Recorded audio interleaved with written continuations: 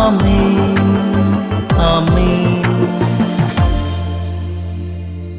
യേശുവിൻ്റെ ഏറ്റവും പ്രിയമുള്ള കുഞ്ഞെ, മർക്കോസ് 11:13. അകലെ തളിരിട്ട് നിൽക്കുന്ന ഒരു അത്തിമരം കണ്ട് അതിലെന്തെങ്കിലും ഉണ്ടാകാമെന്ന് കരുതി അടുത്തു ചെന്നു. എന്നാൽ അടുത്ത് വന്നപ്പോൾ അതിൽ ഇലകളല്ലാതെ മറ്റൊന്നും കണ്ടില്ല. തളിരും കുളിരും കൊണ്ട് മനുഷ്യരെ വഞ്ചിക്കുന്നവരാണ് നമ്മൾ. ദൂരെ നിൽക്കുമ്പോൾ തളിരിട്ട അത്തിമരം പോലെ അനേകരെ നമ്മൾ ആകർഷിക്കും, സന്തോഷിപ്പിക്കും. പക്ഷെ നമ്മുടെ അടുത്ത് വരുമ്പം അകക്കാമ്പിൽ ഒന്നുമില്ലെന്നോർത്ത് ആൾക്കാർ പരിതപിക്കാറുണ്ടോ?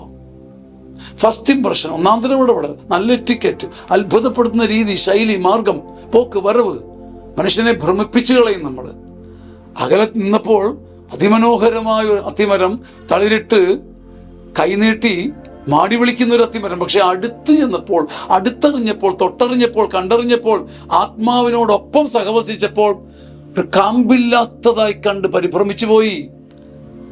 എൻ്റെ അകശൂന്യതയുടെ മുമ്പിൽ നമുക്ക് നമ്രശിരസ്കരാകാം. നമ്മുടെ ഉൾശൂന്യതയുടെ മുമ്പിൽ നമുക്ക് പരിതപിക്കാം, അനുതപിക്കാം.